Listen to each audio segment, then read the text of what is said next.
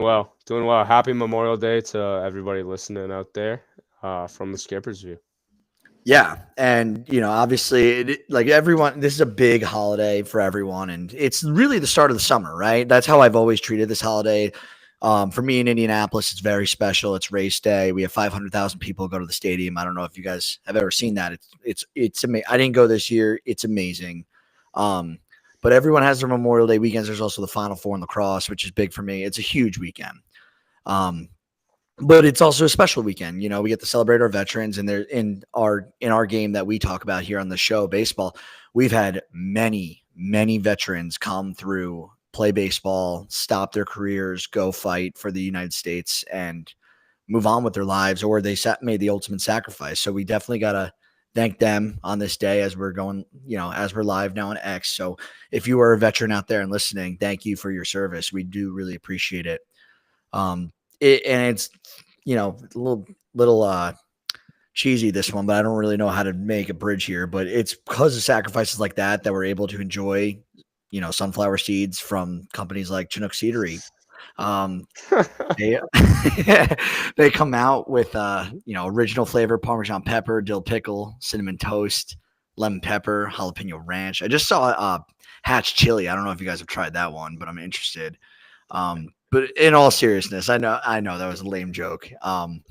We got so much to talk about. We're gonna go for a shorter episode today, hopefully about 45 minutes, and we got to start off the hot corner, guys. Ronald Acuna Jr. has been activated. Since he has been back 3 games, he's 4 for 12, batting 333. He's got 2 bombs already and a 1.302 OPS. He homered on his first pitch. Hagen, was Ronald Acuna, how long ago did he decide whoever he's versing in his debut start? I shouldn't say debut. His comeback from injury. Was he going to swing on the first pitch? When do you think he made that decision? I think he made that like once they realized that it was going to be a long time for him to come back, and he knew that he tore his ACL and stuff like that, because he's always a guy who loves to swing first pitch. I mean, I think he's up there in the all-time leaderboards on leadoff homers, if I'm not mistaken. I don't know how high up there, but there was Schwarber and stuff. Otani's probably up there too, but I mean, it was electric. I mean, just for him to come back and do that first pitch, it was just an awesome, like, welcome back to baseball moment, and just kind of made you realize too how much better baseball is with Acuna, because even as a Mets fan, that dude gives me nightmares, and he haunts my team. But he's so electric to watch, and that's not even the speed aspect of it. The defense, the arm, it's all that stuff. This is exactly what the Braves needed too. I mean, I was looking today; they're closer to the Marlins there in the standings than they are to the Mets at this point. So they're closer to the bottom than they are to second place of the division. So they need to kind of get going now. And when we look at the Braves at the beginning of the season, I said they were the second best team in baseball. And it was thinking for these moments for right now, where you get Spencer Strider, and Ronald Acuna back. And now that you have them back, it's officially go time for the Braves, and you got to pick this up, and they will, I believe. Yeah, I think so too. And I'm showing their last few lineups that they set. Sam, look at this lineup's got Acuna, Drake Baldwin, who seems to not be able to stop hitting, Ozuna, Olson, Riley, Verdugo, Albies. And Michael Harris II is batting 8th right now. Is this the best lineup when on full cylinder now in the National League East? It's really hard to say just because we haven't seen this lineup, really come together like that. And they're still not really together technically with Jerickson Profar, who's still out on suspension for PEDs. But I mean, it's up there. And like Hagen said, the Braves are back. They weren't ever going to fully be back until they got Acuna and Strider back. And, now that those guys are plugged in, I think you see them winning a lot more ball games. Obviously, these are their two of their best players, not even on the team right now, but in the last decade that this Braves team has had. They are so dang important. Like you said too, Drake Baldwin, a really young talent. He's awesome. Marcelo Zuna on a contract year. Like, he just seems to hit every single season. It's ridiculous. You sort of count Marcelo Zuna out every year because he's getting up there in age. How well is he keeping up with his body? He's not a guy people love to root for because he's had some domestic stuff in the past. But like, on a baseball field, Marcelo Zuna is awesome, and he's been great. Matt Olson is hitting right now too. it's not an election year anymore, so Matt Olson can finally start to do well. I don't know if you guys have seen his splits. I think I've talked about it on previous shows where, Matt Olson during years where the US president is being elected, he's not good. Every other year he's like lights out. So this lineup's up there. They're insane. It'll be interesting to see how they come down the stretch just because they started out so poorly and they're still sort of trying to recover from that. Obviously a little bit under 500 now. But again, they're doing much better. What did they start off, like 0-8, something like that? Like they started off with the worst record in baseball. So they've climbed themselves out of this hole nicely, but now it's sort of time to put it all together and start becoming this real winning club like we all know they can be. I mean, this was my preseason NL East pick. This is the team with Chris Sale and Spencer Strider, and Spencer Schwellenbach has been awesome. AJ Smith-Shawver has been awesome. Grant Holmes is eating up really important innings for this team on the mound too. And then like you said with that lineup, it just looks so much better with Acuna at the top. Like you just feel so much more comfortable with Acuna, just leading off the ball game for you. And you saw him the other day, just the first pitch, he just hopped right on it, home run. Yeah, he's back. And I agree with what Hagan said too. Baseball is not really fully back until all the stars are healthy.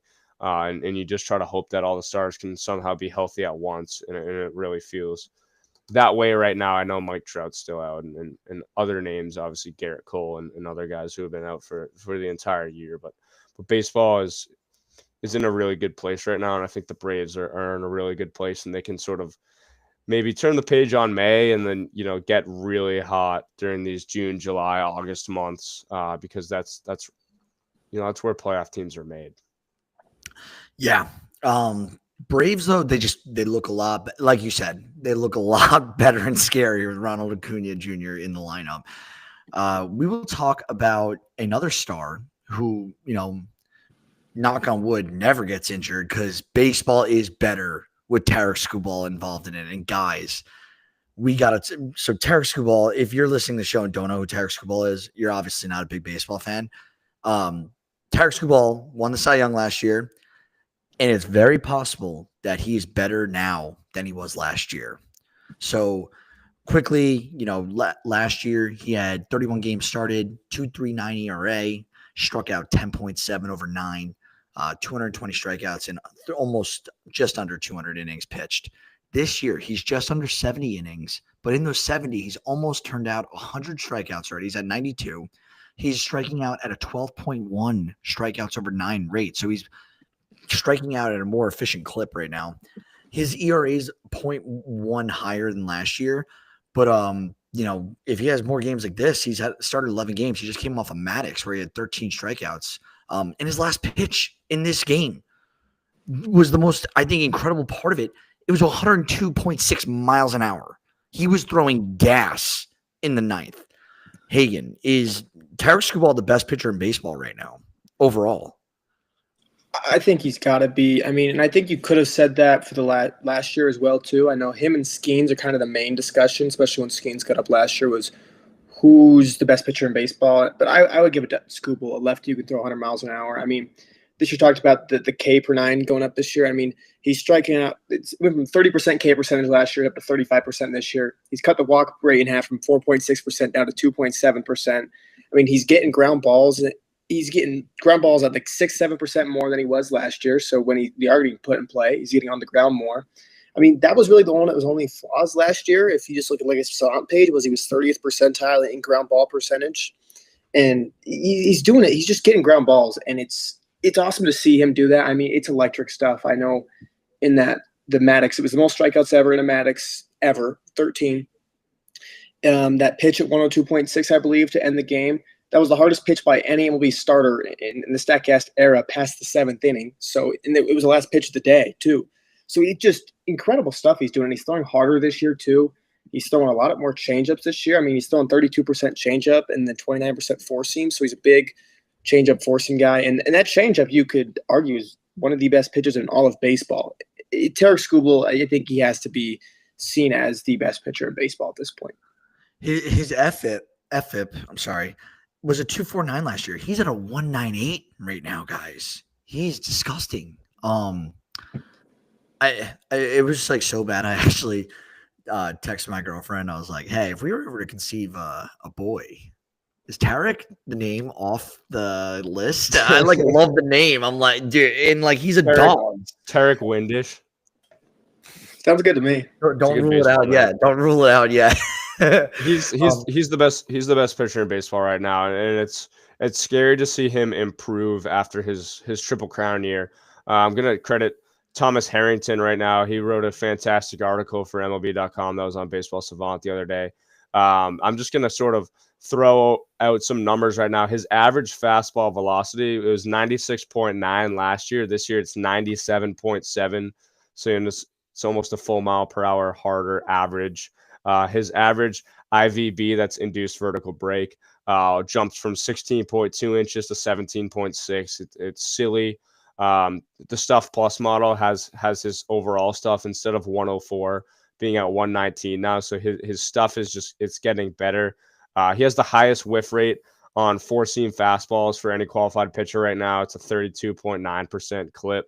That was only 27.7 last year, and he still won the Triple Crown. So, while his ERA might be a little bit inflated right now from some not so great outings, he's improving. And I have, I think we all have very well reason to believe that he's only going to get better as this season goes on. It's just a Verlander stuff like you saw there, where the last pitch was 102.9. Like, are you fucking kidding me? 102.9 as a strike to strike out the last bat. Like, he's a dog, dude. And I'm surprised that this was his first Maddox. Like, I really am. It was kind of shocking to see that was the first time he's done that. He's only going to get more confident. He's pitching in Comerica. It's a very pitcher favored ballpark. So he's the best pitcher in baseball. Paul Skeens could catch him eventually, but right now he's going to be really tough to top because he's only improving too. We haven't even really seen the ceiling of this dude yet. I don't think. I think he's going to get better as the season goes on too. Yeah, he's the ultimate competitor. I think he's like one. Like when I think of like competitor in Major League Baseball, Tarek Subal is top of mind for me. I don't know anyone else who's more competitive than him. At least like, on the surface. But yeah, It's kind of like Scooble's like that new Scherzer in a way of just that competitiveness that you can just see on the mound. Yeah, absolutely. I totally agree with that. Bro, he's a bulldog, bro. Like, he gets out there, he talks a lot of shit. He'll talk to the other dugout. Like there was an instance where I think Alex Bregman, they were playing the Red Sox like a week or two ago, and Bregman hopped on a first pitch for a single, and Scooble was in the dugout. He went back to the dugout. Bregman is over at third, so they're kind of close to each other, and he's talking. It's like, dude, like fucking, like at least make me like work you in the count a little bit. Like don't swing at the first pitch. So so Bregman took a pitch, and then Bregman eventually got him again the next at bat with another hit. But it's those little mind games that Scooble likes playing, and like you said, he's the ultimate competitor. I think if there's a guy right now, where you need one game to win the World Series, you could pick any starting pitcher. You're probably going with Tariq Skubal. I think in a short list you might have maybe a healthy Garrett Cole who could bulldog it, or Paul Skeens. But again, Skeens is still pretty young, coming into his own. For me, it's Tariq Skubal, and I think it probably should be for everybody. Yeah, and he's super impressive. We can go all day talking about Tarek Skubal. Is it Tarek or Tariq? How do you guys pronounce it? I believe it's Tarek, or is it? I say Tariq Skubal, but it's up for debate. I mean, it's a sick name, and when you name, when you name your son Tariq, you can decide if you want to be Tarek or Tariq, Brett. So, yeah, we'll see. We got to talk about Aaron Judge, guys. I know this subject might take a few minutes, and that's why I'm like cutting off the Skubal talk, and we got to go straight to Judge. Guys, so there was an article put out by multiple sorry, how dare I deface MLB.com like that. By MLB.com, multiple writers contributed to this article. So Jason Foster of MLB.com put out a stat. And right now, Aaron Judge is on pace for 466 total bases. This would not only break the all-time single-season record of 457 set by Babe Ruth more than 100 years ago in 1921. But the thing is, if Judge falls short of this record, nobody has had 420 or more total bases since Sammy Sosa back in 2001. So 25 years essentially ago. 425 bases. I think Judge is going to crush that number without steroids. And no one has reached 400 at all since 2001. Shohei, since Shohei got back to it last season at 411. So Judge is on pace to crush Shohei's season from last year right now. Guys, are there words? I'll start with you, Hagen, to describe what Aaron Judge is doing right now. It's like we can't not talk about it, but at the same time, it's just, what else is there to say? I think historic would be the word to say, because I don't think some people are realizing how good Aaron Judge is right now. Because I think kind of today's day and age, when guys are good, you just are like, oh, I don't want to hear about any more of this guy. I hear about this guy every single day. I don't need to hear any more. But a guy like this, you're like, you need to look into what he's doing, because he could break history this year. I mean, if you just look at what he's on pace for this year, he's on pace for 14.4 F4. That would be the second best all time behind only 1923 Babe Ruth. I mean, that would be the best F4 arguably ever almost. I don't think people understand how good he's going to be. He's on pace right now for 56 home runs, driving in 146, even swiping 12 bags. I mean, he has a 244 WRC plus right now. I think the record is 240 all time for a single season. Obviously, we need to see him do it for a full period of time, but we've seen the last 365 days he can hold a 240 WRC plus. So it's not out of his reach at all. I mean, he's 397 right now too. I mean, you probably get a fall a little bit, but he's just watching him. As a Mets fan, when the Mets playing the Yankees, you're facing him. I feel like he should be getting the Bonds treatment sometimes, where it's like, I don't want to pitch to him. I don't care if he's gone 0 for 4 today. Like, I don't want to play my chances, because he's so good that I don't view him going 0 for 3 in a game. I view that as, oh shit, he hasn't done anything yet today. He's going to do something, because historically this year, in the last year, he's going to do something, and he's not going to have very many offers at all. Yeah, he's a menace at the plate. I don't know how he's not getting the Bonds treatment right now. I really don't. You lose Juan Soto in the lineup. I know the Yankees have been good. Goldschmidt, Bellinger, they added some bats, but he's only got 10 intentional walks this year, which, I mean, I say only 10 intentional walks. So obviously, it's a lot of intentional walks, but for Aaron Judge, like, it almost seems like there should be at least 1 to 2 instances per game where you don't want to pitch to this guy. He's and John Heyman, to give John Heyman credit, he said it. He has slump proofed his game. He no longer goes on these over stretches. There was a stretch earlier this year where he didn't hit a home run, and he was still the best hitter in baseball. He was hitting like 500 for like a 2-week stretch. He's hitting 397 now. Whatever he did this winter, he's become. He can be a singles guy now too. Like, he can stretch a single into a double. Like, he'll hit for average now. It's absurd. He has totally slump proofed his game. He'll hit the home runs too still, but like, this dude's OBP, his OPS plus, it is unbelievable, and I just don't understand.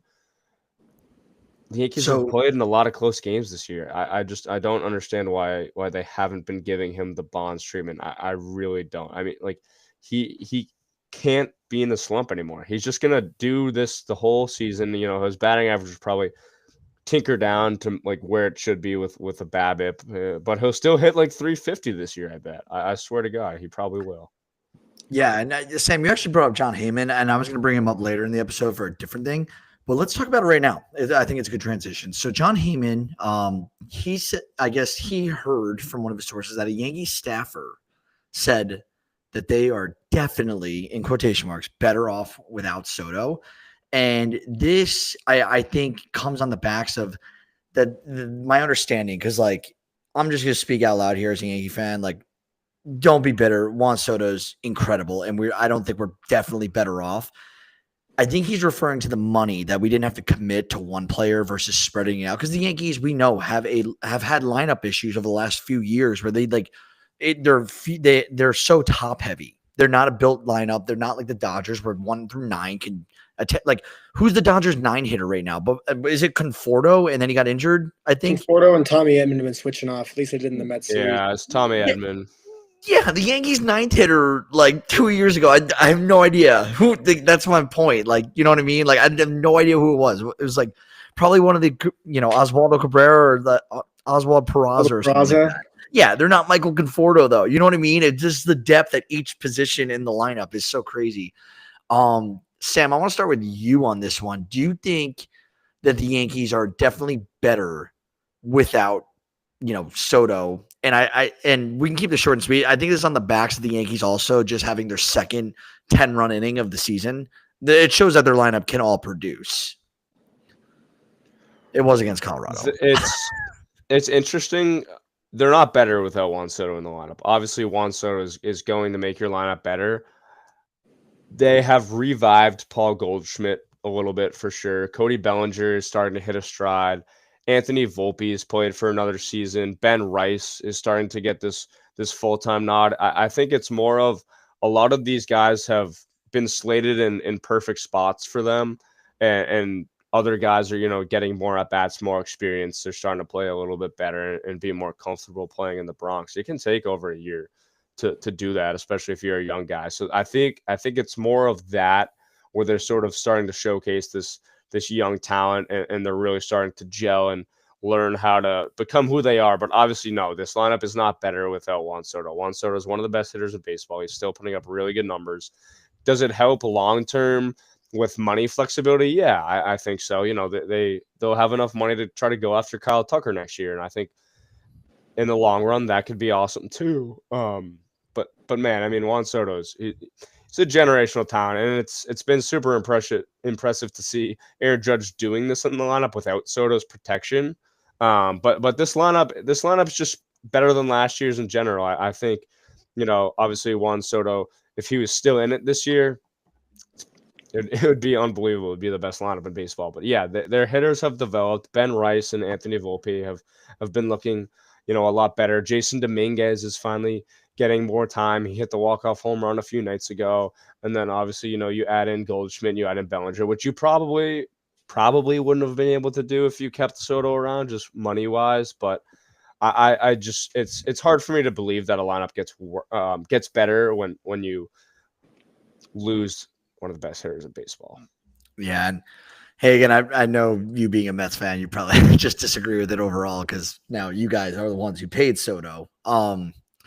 What do you have any long takes on that? Or I mean, I just think that's flat out wrong that you're better without Juan Soto. I mean, if you were better without him, why are you booing him? Like, you haven't booed anybody since Jose Altuve. Why are the fans acting that way? But I get that. It's just also cross-site rival and stuff like that. But especially the money flexibility thing I can see is I think maybe that quote got taken out of context a bit, just the way even John Heyman stated it, because they're definitely Juan Soto. You're not going to be better without Juan Soto, but not retaining Juan Soto made the Yankees have their lineup so much deeper this year. I mean, if you don't get him, your lineup's not that deep.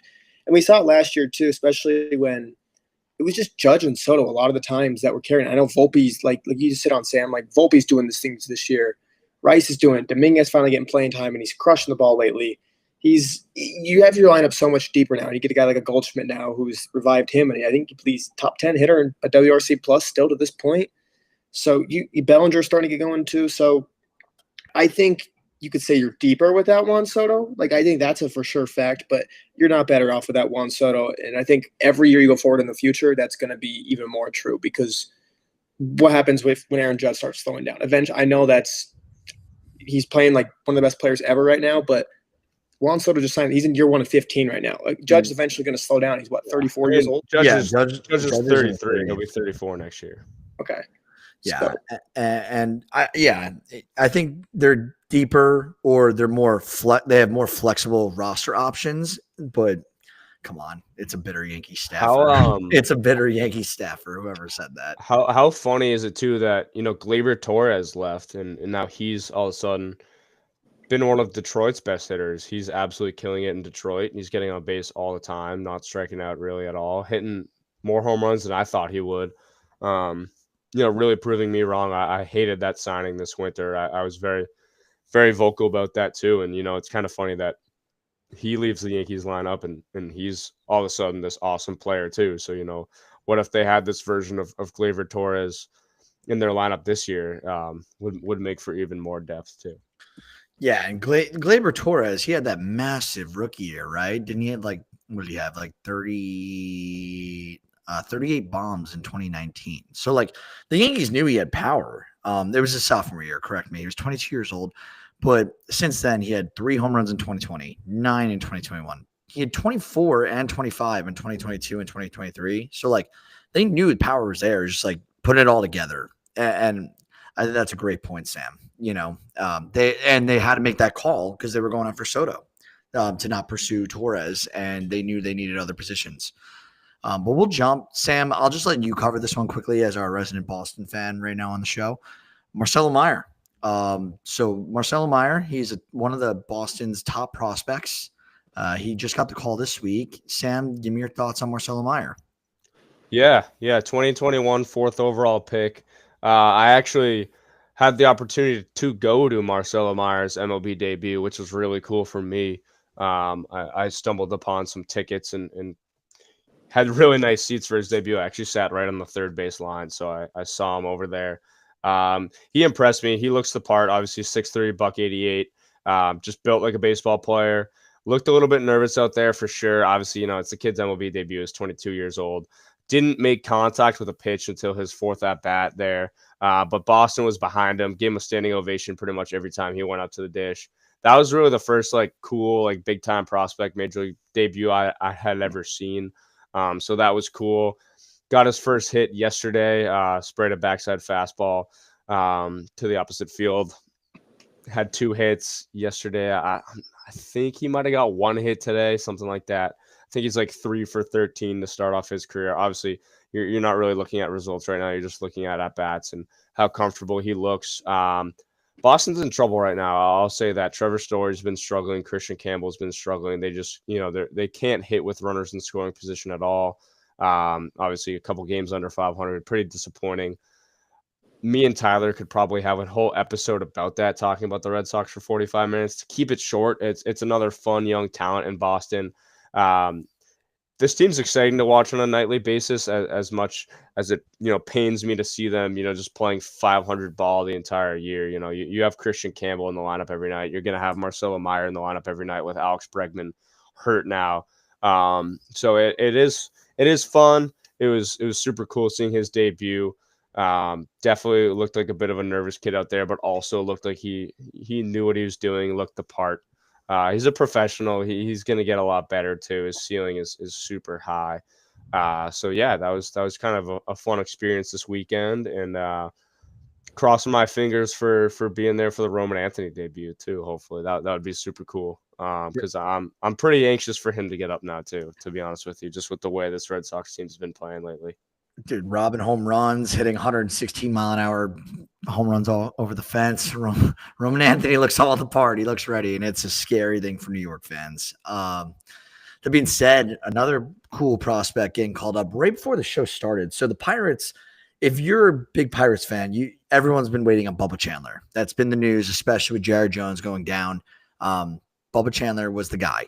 They decided to call up Braxton Ashcraft, which is huge for me, because I have him in a dynasty league in fantasy baseball, which I don't have Bubba Chandler. But we could be real quick on this one just because, they're 2 high pedigree prospect pitchers. Hagen, are you shocked that they called Ashcraft over Chandler?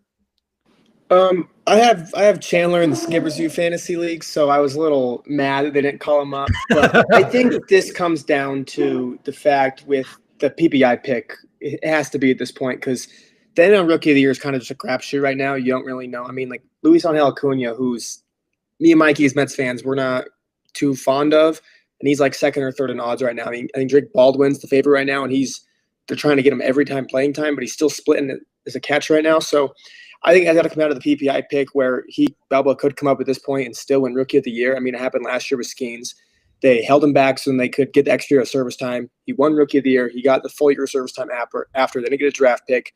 So I think they're just kind of a little scared of it too from last year, and they don't want to do the same thing twice. So I think they're going to wait as long as they can, where they know for a fact that Bubba Chandler will have no chance to win Rookie of the Year. So I'm not too surprised that it's Braxton Ashcraft that gets called up over him. Yeah, for sure. Ashcraft's is also 25, whereas Chandler's 22. So, there's a little bit of an age discrepancy there too, where, it sort of was Ashcraft's turn. But super exciting, and I think the PPI pick is a good point. It's actually awesome that baseball does this stuff now, where if you have a Rookie of the Year, you get rewarded for it, and you're getting these sort of rewards for calling up your top prospects earlier and not really trying to manipulate service time, because it's good for baseball, it's good for the fans and everything. So I didn't even really take that PPI pick into consideration or anything like that. So that is it's a great point. Yeah, and the Pirates just need reinforcements right now. They it's a tough time to be a Pittsburgh fan. Hey, can I cut you off? What were you gonna say? I was going to say too, and I think the Pirates are just a little scared too about it, because I know there's some deadline or something for the PPI pick. I think the player has to be on the opening day roster, I believe, if you want to get that pick. But this is what happened last year with Skeens, where he wasn't on the opening day roster because they wanted to get the service time, or get the extra, not get the full year of service time off him. So then they bring him up after, so they already get rid of the PPI pick. They can't do it, and then Skeens wins Rookie of the Year, so they missed out on a draft pick, and Skeens got the full year of service time from last year. So it just kind of screwed over their whole month and a half. They didn't keep him up. So I think they're a little scarred too, of don't want to do the same thing twice. I will say, to close out the Pirates talk, I'm so happy they delayed his debut, because I got to go see him in Indianapolis and got his autograph on his first Bowman for that reason. But I forgot about that. You did. Selfishly, I do appreciate that, but for the city of Pittsburgh, I'm sorry. Dude, just before we end the Pirates talk, the Just Baseball did this little segment, and they were talking about do you feel bad for Paul Skeens right now? Like he's kind of stuck in Pittsburgh hell. He's pitching all the time. He's not winning games, but at the same time, dude, he's dating Livy Dunn. He's got everything. So, why is Livy Dunn getting brought up on every podcast now? She is, because I'm back. That's why. Yeah. But no, it's do you you can't really feel bad for Paul Skeens. He's got everything. He's done everything. Number 1 overall pick, national champion, this, that. But it's just funny to see a guy who just is stuck in this black hole of the Pirates, who's he's probably gonna end up being traded in 4 or 5 years. He'll put up great seasons, great starts, and none of it will seem to matter, unfortunately. But it's it's Paul Skeens, dude. I feel like you got to feel a little bad for him just because of how bad Pittsburgh is. I don't even want to watch. If I see the Pirates are playing, I don't even want to watch the game. I don't care who's pitching, because that's how bad their offense pisses me off. I can't watch it. And it's just if you watch Paul Skeens' interviews after the game, he could throw an 8-inning, he go 8 innings, no hits. And if they lose the game 1-0, he won't give a shit. He will just he only wants to win. He can go up 6 runs, 0 runs. He just wants to win the game. So I think that's why I feel a little bad for him, is because his offense just awful, and they have no run support, especially for him. Yeah, and a good transition actually from that, Sam. I appreciate you making a good bridge here. Another super talented pitcher. I forget if they're the same draft class or not. Chase Dolander for Colorado. So, he's one of their top pitching prospects. Everyone knows Colorado sucks. Everyone knows that, they need pitching, and it's very hard to pitch there. Chase Dolander just hit the 15-day IL with right forearm tightness. So through his 8 first starts, he's 2-5 with a 6.28 ERA. It could be worse for Paul Skeens. He could be playing for Colorado. And the reason why I bring this up, Colorado right now, this happened I guess as of Thursday this week, they fell to 8-42. It's the worst 50-game start in the post-1900 MLB era. So it's beating a 121-year-old record. Their win percentage is 16%. They're on pace for 26 wins. Their ERA as a staff is a 5.82. And their batting average in a hitter-friendly park, arguably the most hitter-friendly park in baseball, is a 219. They're not hitting, and they can't pitch. Their highest paid player, I stole this, it's Chris Bryant. He was batting 154 before he got injured. And they also fired their manager back like almost 2-3 weeks ago now. Nothing has changed. I think they're in for one. Like, obviously the numbers show they're in for a terrible season, the Rockies. But guys, imagine Paul Skeens was drafted to Colorado to fix their pitching woes instead of Pittsburgh. Like, how much of a disaster that would be. Any comments on Colorado? The Rockies just make me so angry. I mean, to be honest with you, I think if they got Paul Skeens somehow, Skeens is so good, he'd still be putting up, really legit numbers in Colorado. Would that lead to winning games? Probably not, just because, like you said, they're just so dysfunctional, dude. I hate Dick Monfort so much. I'm so disappointed in Chris Bryant. I thought Chris Bryant could have been a cool signing, where this guy who's sort of done everything, Rookie of the Year, won the World Series, just brought baseball, kind of was part of bringing meaningful baseball back to the Chicago Cubs. Did all this for Chicago. He kind of just like mailed it in, it seems like, in Colorado. And Colorado, like, it's a good sports town. Like they have a beautiful stadium. Course is beautiful. I love their uniforms. I love the pinstripes. I love the black sort of tank top type uniforms that they have.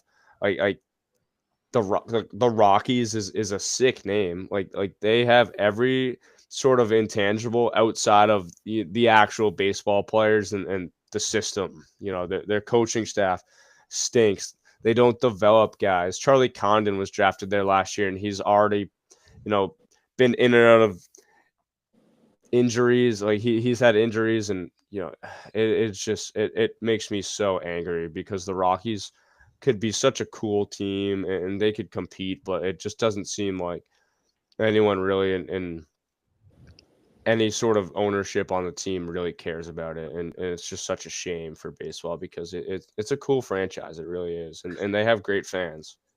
Yeah. I think you're right too. Ownership is the thing where nothing's going to change till it's a new owner, in my opinion, at least.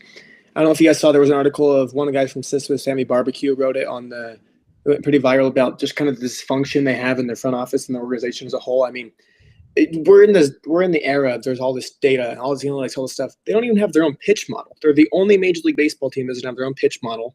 That's absurd. I mean, you think the team that has to deal with playing in high altitudes and has the most extreme park factors normally would benefit the most from a pitch model and all that stuff, not be the only team that doesn't have one. I mean, they're getting trolled by Coors Beer online saying, let's make it as hot as the Rockies, not as cold as the Rockies. Like they're getting trolled by beer companies. They're getting online. They're just such a dysfunctional organization. And it's a disaster. I mean, I'm in Utah, so like Rockies are kind of the close team for me. And it's like, never in my life has it even been fun to even think about being a Rockies fan. It's like, it's not even like no one here gives a crap about the Rockies because they're always just so bad. Yeah, and I love during that. We got Sam's cousin creeping in the background. What is that? Oh my gosh, in your background, Sam, not the abominable snowman. It's Bigfoot. It's Bigfoot. Bigfoot. You got a Skipper's View sweatshirt on, which I love. Everything about Sam's vibe right now is just going. No, dude. I mean, Hagen brings a great point, though. Like, I didn't even know that they didn't have a pitch model. Like, you'd think them specifically would need a pitch model over any other franchise, really. It's disappointing. That's the word that comes up for me, and it's interesting for your perspective too, Hagen, because you probably know a decent amount of Rockies fans, being from Utah. So yeah, I mean, it's going to be a long time since that team's going to compete, and it's funny, like they'll just scapegoat Bud Black. Yeah, you're on your way out of here, Bud. Nothing changes after that. Like they made it seem like starting off 8-42 was a managerial fault and not Dick Monfort's fault or anywhere up in the press boxes with ownership or anything like that. It is just such a shame. It is. It truly is. I would love to shit talk the Rockies all day just because it is an embarrassment and it's disappointing, but we do got to move on. I will say I don't have much to add to the AL East this week. I will mention just because Ethan is a OG. Tampa Bay 5-game win streak. They're now 500. Watch out. Central, we talked about the Tigers, and they're still in command by 4.5 games on Cleveland. Don't really have much to add in the Central this week. Jack Caglione's still crushing it in the AAA. I think it's time that they made the call, the Royals, for Mr. Caglione's services. But I do want to talk about the West, and I do want to talk about Seattle. I guess we also got to mention the A's. I was hesitant to mention the A's because, I don't think they're a real threat, but they're 8-2 in their last 10. They were on an 8-game win streak, and I don't think they have a real shot. And a team I think that does have a real shot is Seattle. Is this the Angels you're talking about, not the A's? Oh, sorry. Was I saying the A's? Yes, the A's. Yeah. I thought the A's have been the A's. No, the A's lost 9 games in a row or 10 games in a row, something like that. But the Angels are on a tear. No, you're good. The Angels are. Thank you for correcting me there. Angels, but they're showing some fight, and they got some young, intriguing pieces. We talked about it earlier this season, Hagen and I, with Neto, Ohapi. They obviously got Trout when healthy. Nolan Shanuel, and a few other pieces. Kyron Paris was hitting for them for a little bit in the start off the year. But I just don't think that they're a real threat. It is cool that you say Kikuchi is back for the Angels, so we'll see how that develops, and maybe they could ride him for a little bit this season. But in Seattle, George Kirby made his season debut. It was rusty. 5 2/3 innings, 5 earned runs, 6 hits, 1 walk, 4 Ks against Houston. I did want to bring up this one stat. So back to that MLB.com article that I mentioned earlier about these on pace for ridiculous stats here. So Cal Raleigh, big dumper, he's right now on pace for 55 home runs and 9.7 F4. So it would be one of the best seasons by a catcher ever. And he's appeared in all of the 50 games the Mariners played. The big thing I think about this, which would be crazy, is 9.7 F4. Guys, I just quick yes, no, just Hagen, is Cal Raleigh the best catcher in baseball? Yes. Sam. This season, yes. Yes, he is, by far. Who you just say outside of the season? I really love William Contreras. I mean, he started off pretty slow this year. He's begun to catch a little bit of fire, but, Will Smith, William Contreras are sort of the two that come to mind. But like you said, when you're on pace for 9.7 F4, you're doing something right. And he's doing that in Seattle, which is typically a very pitcher-friendly ballpark and strikeout-friendly ballpark. So, Cal he's a professional, man. He's huge. He's been this staple in Seattle for some time now, and he does not get enough credit, not nearly enough credit. So I love that we're highlighting him here. He's really stepped up, and Seattle's in first place right now by a game and a half, and it's for a few reasons. Cal Raleigh is definitely one of them because Julio Rodriguez has not caught fire yet, and I say yet because I know it's going to happen, but Cal Raleigh is the hitter on that team right now. Yeah, funny you bring that up. I think Lewis actually tweeted something about like Julio since May 1st. He's been batting almost 280. He's been popping off a little bit. Yeah, he's been better for sure. And Julio's been very prone to these slow starts we've sort of seen now. So I'm not worried about him at all. But just the fact that, Seattle's sitting in first place right now where they're not really getting this production out of J-Rod. Super impressive. And like you said, Kirby just came back too. So, a lot of depth in Seattle this year. Love Jorge Polanco. He's been unbelievable. Randy Rosarena's been solid too. Yeah, I just realized we're at the 43-minute mark. We are no way going to get done in 45 minutes. But I do want to jump just to the next subject. Hagen, I'll let you say your point, then we'll jump. I was just going to say real quick on those that 9.7 F4 is on pace for. The all-time record for a catcher in a single season is 9.2 from 1972, Johnny Bench. And the home runs, 55 he's on pace for. The all-time record for a catcher there is 1970, Johnny Bench with 45. Nuts. He'd be the first primary catcher with a 50 home run season in the modern era, I'm pretty sure, or in overall. But he's having a massive year. We'll jump to the National League. NL East, the big takeaway. This article is great, and anyone listening should go check it out. They talk about Mackenzie Gore for the Nationals. So I didn't even realize this. Mackenzie Gore's on track right now for 295 strikeouts. So this is through 11 starts. It's not only crazy because it's nuts, but it'd be only 19 pitchers have had this done in the modern era. So only 19 pitchers have had a 300 strikeout season. Garrett Cole and Verlander were two of the last ones to do so, and they both did it as teammates in 2019, which that doesn't get talked about enough that they were on the same team that year. But it hasn't happened since Chris Sale did this in 2017 before that. So it's nuts. This is nuts. I don't know. And we'll do this one quickly. Hagen, do you think Mackenzie Gore gets north of 300 strikeouts this year? No way, no. Sam? No, wow, no one's on this. I think it's a fun story, and he's kind of come out of nowhere this year. And he's breaking Will Moss's heart because he said he's like, and I think I've said it too, where like we thought he's like a third starter at best, and he's been very good this year, but I don't think he gets anywhere near that. No. Yeah, well, I do want to give credit where credit's due. The Cal Raleigh stat, which we saw, was brought up by Brent McGuire, and then Jared Greenspan. He's the one who brought up the Mackenzie Gore stuff. So good article out there. We'll jump to the Central where the Reds. It's something new. You don't see this as often. Former MLB first baseman Darren Ruff, he's suing the Reds after a career-ending knee injury from a tarp roller. So according to the Associated Press, I guess Darren Ruff is claiming negligence on the team's part after he collided with an uncovered tarp roller at Great American Ballpark back in June of 2023 and suffered a career-ending knee injury. I don't think we need to elaborate on this. It sounds shitty in both ways. One, it sucks because the guy's career's over. But two, I could kind of understand why you're suing. If there's actual fault here of something, like the one thing you've been working for your entire life to, put food on the table is baseball. And if that was taken away from you by the team that employed you, that makes sense, right? Yeah. I don't know the whole story.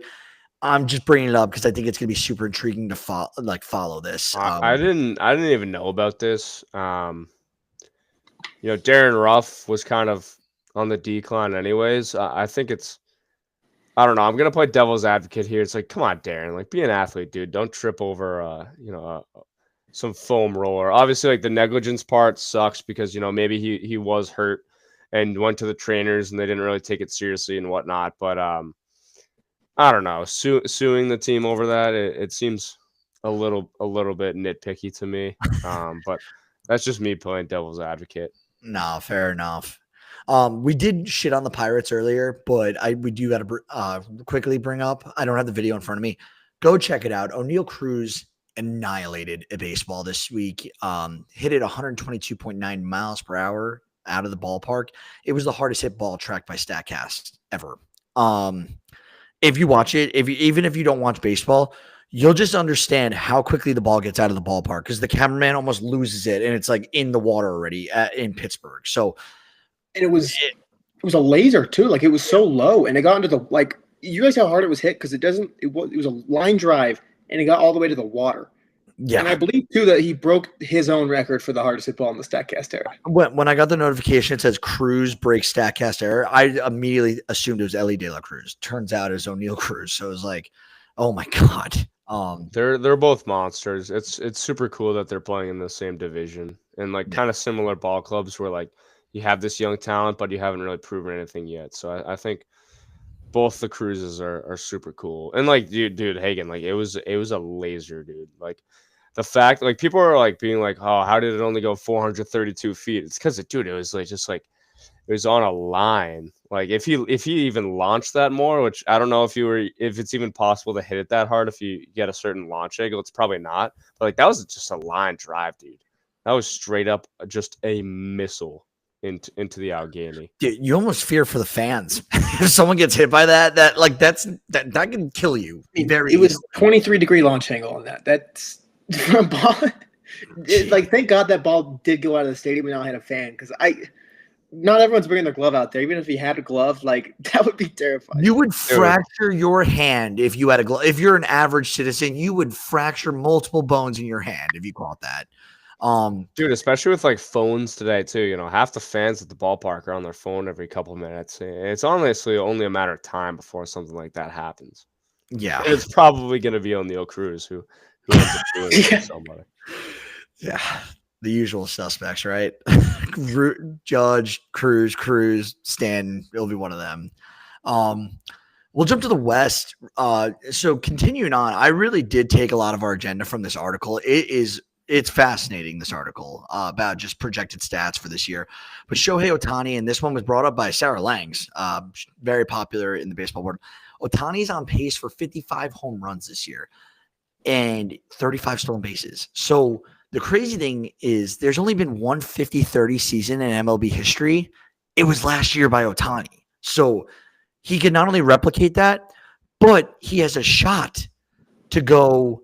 I think he has a shot to go 40-40 if he ups the stolen bases and doesn't necessarily hit the, home runs on this. But it doesn't matter because he'd be the only player. He'd be the first player ever with multiple 40-40 seasons. We're so spoiled in baseball right now, and people just do not. If you're not a baseball fan, you don't get it. But you're missing out. That's all I have to say to you. You are missing out if you Judge, Ohtani, all this other stars in the league right now, Skeens, Screwball. We could keep going all day naming studs on every team. So talented. And then one more fun fact from that article. Luis Ariz out of San Diego, he's on pace for 14 strikeouts this season total. So he struck out a grand total of 4 times this season so far through 189 plate appearances. He's already had 2 streaks this season of over 50 plate appearances without a strikeout. That's nuts, guys. And he's like one of the classic slapstick hitters, singles only, big guy, maybe some doubles, but he just gets on base. Is he in San Diego next year? Sam, real quick. Yes, no. Yeah, I think so. I think they have to. They're playing too well with that whole group right now. I think you got to try to keep them together. Unbelievable hitter, unbelievable bat to ball skills. It's insane. He hasn't caught a barrel all year. Obviously, a barrel is hit 95 plus miles an hour, and just the fact that this dude is just all he can do whatever he wants with the baseball if it's in the strike zone. He really can, and he doesn't even have to hit it hard for it to be a hit. It's awesome. He's a unicorn. He's definitely a unicorn. From that, though, we'll jump to the injuries, what's going on this week. So Adley Rutschman, catcher for the Orioles, he got hit with a foul ball off his face mask. I didn't see a diagnosis before the show started. So we'll see. Hopefully it was just precautionary. I guess they were worried about a concussion or something like that. The Yankees placed reliever Fernando Cruz on the 15-day IL. This is retroactive to May 19th. Right shoulder inflammation, no bueno. He appeared in 21 games for New York before the injury. He had a 2.60 ERA. He was from Cincinnati, 35 Ks, 23 and 2/3 frames. It's a big loss, I think, for the bullpen. And they just got Loaizaga back. Hagen, we always mention this. If it's shoulder inflammation or elbow inflammation, we're selling his stock right now, big time. Cleveland, they reinstated Lane Thomas from the 10-day IL, placed Will Brennan on the 10-day IL. Milwaukee activated Aaron Savale. They recalled Carlos Rodriguez. I think he got his first win, actually, with Milwaukee this week. So that was interesting to see. Milwaukee they never rebuild. They just reload. Michael King, this sucks. He went on the 15-day out with right shoulder inflammation. Did you guys hear any updates on King yet or no? Because he's having a fantastic year. I haven't heard anything on him yet, no.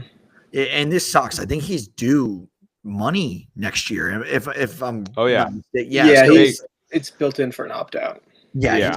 He's 4-2 with a 2.59 ERA through 10 starts, 55 and 2/3 innings, 64 Ks. He's got a 1.02 WHIP. If he's seriously injured with this, if it's going to be something bigger than inflammation, I feel really bad for this guy. He was involved in the Soto trade, got shipped out of New York. He's done nothing but shove since he's been in San Diego. And he's a guy that's on the doorstep again paid. And it's he might get absolutely effed by this situation if it does turn out to be serious. Hoping for the best. I just, I know baseball and I don't like seeing inflammation in right shoulders. But we already mentioned this for Colorado. I will mention one thing as we start to wrap up the show here. So I had done a giveaway for our show and for one of my Twitter accounts. Fergie Jenkins, signed card. Go like the tweet. I'm going to pin it to my account.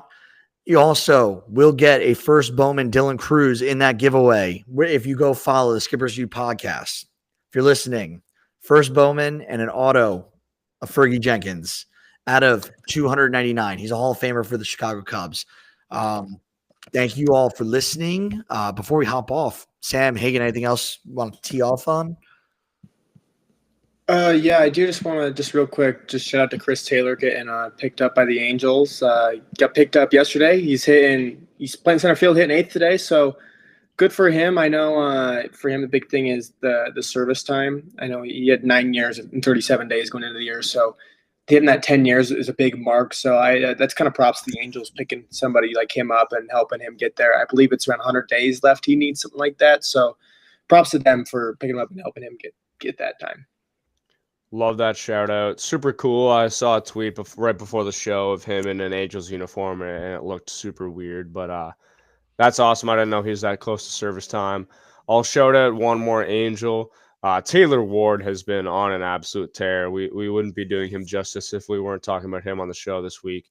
Taylor Ward, last 7 games, he's 11 for 27. That's a 407 average, 3 home runs, 12 RBI. I believe, if you count that 8th extra game, he had another home run with more RBI. I mean, like he's a big reason why these Angels have been awesome. Logan O'Hoppe too, Zach Neto. Something's brewing in Anaheim right now, and it's fun. One more shout out before I go. Curtis Mead was unbelievable in spring training. We all knew this. He was like the spring training batting average leader. He hit like 500 or something silly in spring training. Started off terribly at the beginning of the year. So it's super cool to see him, sort of be on these hot sheets. 3 home runs, 4 RBI in his last 7 games, hitting 462. So super nice to see Curtis Mead finally having some sort of success at the big league level. I hope Ethan likes that shout out for Tampa Bay. But yeah, I was super disappointed seeing Mead this year, starting off really slow after a strong spring. So hopefully this is the start of something good for Curtis Mead. Yeah, absolutely. No, great shout outs from both of you, actually. I love that. I can't believe I missed the Chris Taylor news, but that is awesome for him. I was actually upset with the Dodgers when I found out like how short he was of his service time, fulfillment there. But outside of that, that's it from us this week. Again, go use our code, the Skipper's View, to get 10% off at Chinook Siri. Thank you all for listening. Have a happy Memorial Day and enjoy the rest of your day. Depending what time zone you're in, you might have a few more hours to maybe do some pool beers. Outside of that, bye.